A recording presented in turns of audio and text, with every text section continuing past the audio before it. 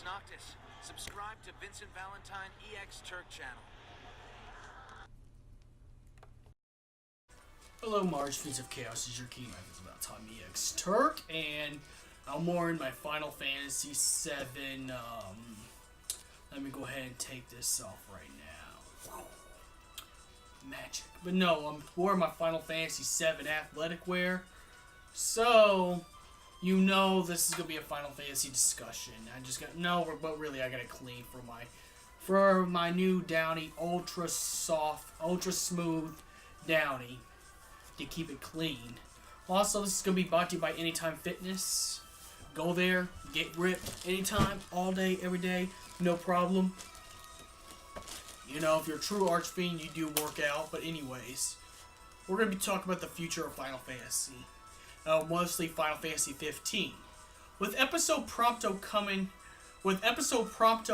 up, very soon, because episode Gladiolus is going to, end, of course. I mean, you'll still be able to buy the DLC and play it anytime you want. I mean, they would never do that to you. I also want to show you my laptop, too, which I'll be kind of using for my music for this. But anyways, yeah. The future of Final Fantasy looks real good. Like, really good. Damn, holy shit. My gains are just ripping out the shirt. But anyways, this looks really good, by the way. What I'm trying to say is that, well, it looks really good is that, we're looking at some new content. So, what could this mean that, episode Prompto coming out?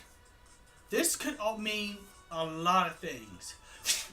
With episode Prompto coming out. Now, episode Prompto is going to be the most emotional story. Like, it was dark, kind of. Like, when we got the Final Fantasy 15 Chapter 13 Verse 2 update, it showed the darkness of the Niflheim Empire and how dark everything was. Like, if you missed it, when you see that one smoke coming out of that one pipe thing, when you walk into the Magitech factory, that was actually the Star Scourge. You realize Idolus Aldercap purposely put the Star Scourge in his factories to turn them into demons, because he wants to turn humans into demons. That's why he wants to power the crystal and stuff like that. Which was a really dark story. That's why I wanted to point it out, because it's a real dark story. So I wonder if episode Prompto is going to end up being darker than episode Gladiolus, or if they come up with a new update with episode Prompto. I wonder if episode Prompto is going to end up being a lot more darker and grittier. From what we've seen at the end of episode Gladiolus, even though I've not bought the DLC, I kind of cheated and watched it on YouTube. I still want to play it, and I'm still looking for it, so this will put some spoilers. But at the end of episode Gladiolus, after you beat Gilgamesh, not only you get Gladiolus' shirtless costume, but you also get a cutscene at the very end where it shows Prompto making a hard choice. It shows him serious with a serious look, seeing if he has to kill this person or not. Meaning this could be into Prompto's past. Now it could be within the chapter 10 when he got knocked. Was it chapter 10 or 12? I can't remember. One of the chapters. It could be within the chapter. It could be in a chapter. Well, this could be within the chapter 10 what happens, and why Prompto feels down about himself, because he finds out he's a Magitech, and he tells Prompto, Ignis, and Gladiolus he's part of them. This is why I predict that we get to see an appearance of Versteel. We don't know if he's going to retain his human form, or he's going to transform into a demon like Idolus, or if he's going to be like my fan theory, which I think my fan theory will stand still right there, that he is Vergaroth. I mean, even though Vergaroth splits his powers into multiple different, versions of him, I think I could see Versteel doing that. And Versteel is a lot higher level than Vergaroth. Ziggurat, not Vergaroth. Why did I say Vergaroth? It was Ziggurat. Yeah, Ziggurat. Oh, these names are getting so hard. But anyways, we don't know if he's going to turn to Ziggurat. So we don't know that at all, but it looks like Prompto's going to make a hard decision. Either to kill Versteel for all the horrible things that he did to Prompto, to make Prompto the way he is, or to let Versteel live. And that's probably what the opening. That's what the opening scene of episode Prompto shows. It shows him in the feather boa, and this has more character because usually Prompto's an energetic, happy-go-lucky, Zell kind of character, and we're gonna be about to see a serious, much more darker version of Prompto because he's gonna figure out his past and realize that everything that happened to him was fucked up. So we probably get this. So I'm guessing they're gonna give us the option to spare Versteel or to let Versteel die. Which purposely I'd let Versteel die because he's just as fucked up as Idolus and Arden. So we're probably gonna see a little bit of that. Also, we could be looking forward to episode Ravis as well. We're probably gonna see an episode Ravis. Now my fan theory is destroyed now because we know Idolus killed Ravis. Well, it was Arden that finished him off, but we're probably going to see what happens beforehand. Or maybe I'm thinking this could lead into episode Ravis. Maybe after episode Prompto and episode Ignis. Now we're gonna have an episode Ignis, okay? Right after episode Prompto, so it won't be until after episode Ignis that this happens. But it could be possible episode Prompto leads into episode Ignis, and whatever episode Ignis leads into could end up just trying to get the words out. Could end up getting episode Ravis right after. Now, what does this mean? This means that, maybe Prompto couldn't finish off Versteel.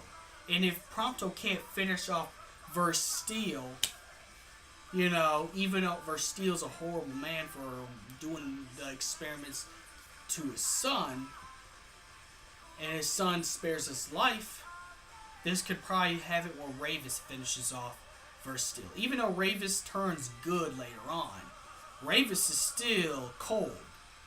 Like, you could tell when he went up and challenged Idolus' authority in the chapter 13, verse 2. So, maybe Versteel will live long enough, then Ravis will pick up the slack and finish him off. Since even though Ravis is a good guy, he's still cold to those he considers an enemy. Just remember when Ravis thought Noctis was his enemy. If it wasn't for Arden stepping in, he would have killed Noctis 10 times over. He would have. So, who's not to say that Ravis wouldn't finish off Versteel? Considering now he hates the Niflheim Empire because the Niflheim Empire took what was precious to him again. And that was his sister. Just like they took his kingdom, like they took his mother, away from him. So, pretty much Ravis is probably going to... If Prompto does not finish off Versteel, then Ravis is going to pick up the slack. So that means episode Ravis would happen right after Ignis. I think that they got a trend going on. And after episode Ravis, we're probably going to take a trip to the past. Meaning we could see a future DLC with the world of Versus during Noctis' 10-year slumber. We get to see the world of Versus for the first time. It'd just be called something else and have different overtones. It'd probably just be one mission and a bunch of cutscenes. And a bunch of bad memories that Noctis remembers. And that could be the world of Versus, which you won't call it the world of Versus. They'd call it Omen World. Remember, this is Final Fantasy 15. So, after that, then it would probably be led into episode Arden, which will go when Arden hunts down all the rest of the 6. Now, what is the rest of the 6, you say? Just like Ignis says, they're all the other Astrals. All the other Astrals were hunted down and killed. We thought Ifrit killed them, but Ignis clarified in the New Game Plus that it was the Niflheim Empire. But indirectly, yeah, they were killed by Ifrit because Ifrit trained Arden. And because he trained Arden...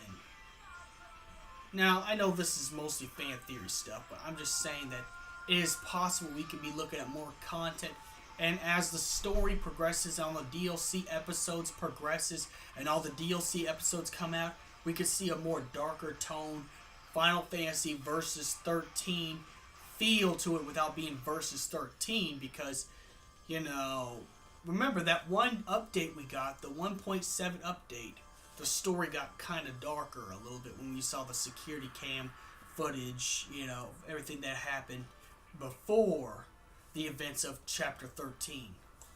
Before, Noctis gets to the point, where he runs into his buddies and then they fight Ferraris. But nonetheless, what I see for the future of Final Fantasy 15 is they're going to put more content that they cut out. They cut out so much content on purpose so they can sell it to us wholesale.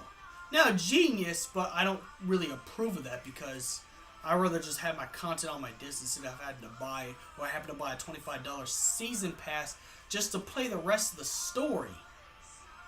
Because then that gets infuriating, you have to pay that much money, It's already $5 each episode of each character, just like any video game. Because that's how they get the rates for episodes. Unless there's a special episode that gets you rare items, but that's only situational, so, but I see what they're doing. They're going to make character DLCs off the popular characters. If they're going to make episode Gladiolus, there's going to be Ignis next, Prompto, and of course they're going to be Ravis, because Ravis is popular. Ravis has a fangirl population that's just as much as Vincent Valentine, so it is possible we could be seeing, more stuff, so I wouldn't put it past me to say that there isn't, but what they're doing is any things they took out of the game, and then they're gonna make a episode Arden, which makes sense because Arden is the main villain. I do kind of like this change a little bit, because this time you actually get to play as the main villain. You never got to do that at all before in a Final Fantasy game, except for just Cerberus import, but you would have to buy an imported PS2 in order to play the story. I mean, the story's still there. The online's off. So this is the first time in a long time we actually get to see a different perspective and a different character's perspective on everything that happened. But the problem I have with all this is that everything has a price tag on it. Like $5 for this episode, $5 for that episode, $5 for that episode, or you could just pay the $25 to get all of them free. Like when they come out, it just instantly download. But see, I understand Square Enix got to make money at the same time, but I do gotta complain because I get that other games are doing that, and this is where I had to make my rants on DLC. They're pretty much giving you stuff that should have been on the game. They're pretty much giving you stuff that should have been on the game later as DLC episodes, so they could charge you right out your hat, and up the charge thing. That's the only rant I gotta say right here. So that's my cons. My pros is we get to see characters' perspectives. We get to play every other character besides Noctis. So this feels like a full story game, because in Final Fantasy 13, you got to play as the other characters. You got to play as Snow. You got to play as Saz. You got to play as Fang and Vanille. You got to play as Hope and Lightning. Different, side things. It wasn't just only fixed on Lightning, which I like that. I like the archetype. So what I'm saying for the future of Final Fantasy 15, we're going to be seeing more character episodes. More popular character episodes. But remember, it has a price tag. So, tell me what you think in the comments below. Should they just give some of these episodes for free? Or do you think that they're in their right to upcharge for every single episode that comes out? So, may the crystal be with you. And do you like all these new things that they're coming out with? Or do you think the original game should have stayed the way it is? Or do you think, do you think all these DLC episodes should have been in the game in the first place? So let me know in the comments. May the crystal be with you, and have a good night.